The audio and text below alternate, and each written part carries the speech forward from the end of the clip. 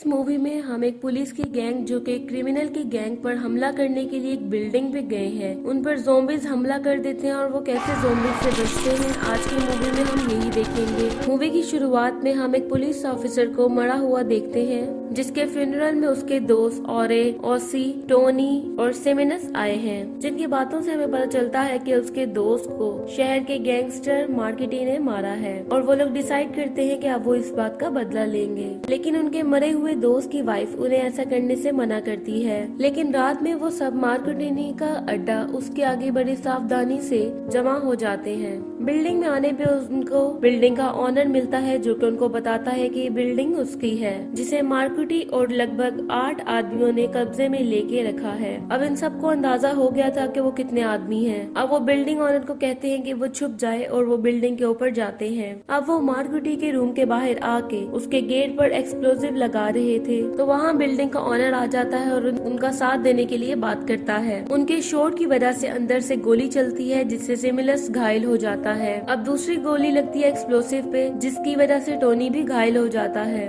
तभी रूम में से मार्केटी का भाई निकल के बिल्डिंग के ओनर को गोली मार देता है और बाकी सबको गन पॉइंट पे लेके रूम के अंदर आता है जहां हमें मार्केटी और कुछ लोग देखने को मिलते हैं जिन्होंने CIA को बंदी बनाया हुआ होता है। अब मार्केटी को लगता है कि वो उसके एजेंट को मारने आए हैं जिनके साथ ही बाहर है। मार्केटी का भाई गुस्से में आके उस एजेंट को मार देता है। अब डर के मारे ओसी उन्हें सब कुछ सच बता देता है जिसपे मार्केटी को यकीन नहीं होता और वो अब उन सबको मारने वाला होता है। इतने में मरा हुआ एजेंट जिंदा होके इन सब पे हमला कर देता है। इस मूवी का ज़ॉम्बी कॉन्सेप्ट ये है कि जो लोग मर जाते हैं वो फास्ट ज़ॉम्बी में तब्दील हो जाते हैं जिन्हें सिर्फ उनके सिर पे मार के मारा जा सकता है। उसके हमले से मार्केटी की टीम के कुछ बंदे मरते हैं। क्रिमिनल गैंग के सारे बंदे उस एजेंट को गोली से मार देते हैं। जब वो रूम से बाहर आते हैं तो बिल्डिंग का ऑनर भी ज़ॉम्बी बन के उन पर हमला कर देता है। उसे मार के जैसे ही वो कमरे से बाहर निकलते हैं तो गोलियों की आवाज सुनकर और भी ज़ॉम्बी उन पर हमला करने के लिए आने लगते हैं, जिनसे बचने के लिए वो सब बिल्डिंग पे ऊपर की ओर जाते हैं। किसी तरह से खुद को बिल्डिंग के ऊपर पहुंचाते हैं। जब जैसे ही वो पहुंच जाते हैं तो मार्केटी का भाई बहुत ज्यादा पैनिक करता है। वो सब ऊपर से शहर का हाल देख के ये जान जाते हैं कि वो बहुत बुरी तरह से फंस चुके हैं। उसके बाद ओसिस और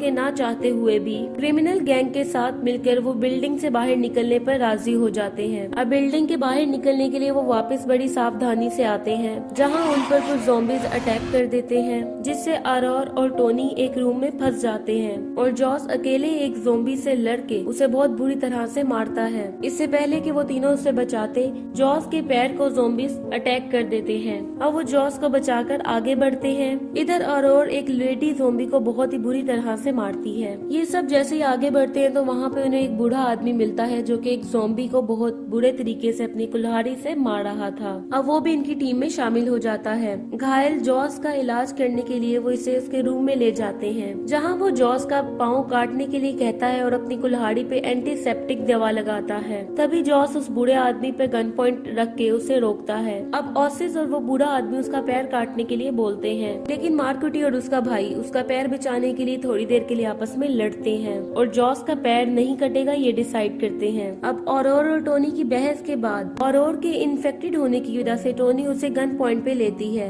लेकिन टोनी उस पे हमला करके उसे बेहोश करके आगे जाता है। क्रिमिनल गैंग रूम में ही बैठ के एक दूसरे के बारे में जानते हैं। तभी वो एक अनाउंसमेंट सुनते हैं जहाँ पे गवर्नमेंट बचे हुए लोगों को मिलिट्री कैंप में आने का बोलती है। तभी वो सब प्लान बनाते हैं कि वो लिफ्ट से होते हुए बिल्डिंग के पीछे से मिलिट्री कैंप में जाएंगे और सिस को पता था कि औरोर जिंदा है जिसे बचाने के लिए वो जाता है। उसे मार्केटी रोकता है जिसपे मार्केटी और उसके भाई के बीच अनबन होती है जिसका फायदा उठाता है जॉस। अब वो रूम से बाहर निकल के इसका फायदा उठाते हैं। तब उन्हें मिलती है एक लेडी ज़ॉम्बी और बूढ़ा आदमी। जॉस और मार्केटी का भाई उसे घायल करके उससे तड़पा के मारने लगते हैं। अब मार्केटी दोबारा से अपने भाई की हरकतों पे गुस्सा होता है और उसे डांटने लगता है और जॉस मार्केटी के खिलाफ उसे भड़का के आगे बढ़ता है। तभी टोनी उसके पास आता है और ऑर्सिस और औरोर के बारे में पूछने ही लगता है कि औरोर वहाँ पहुँच के टोनी को गोली मार देती है। क्रिमिनल गैंग को तो इससे फर्क नहीं पड़ता, लेकिन ओसिस और ऑरोर की बहस होती है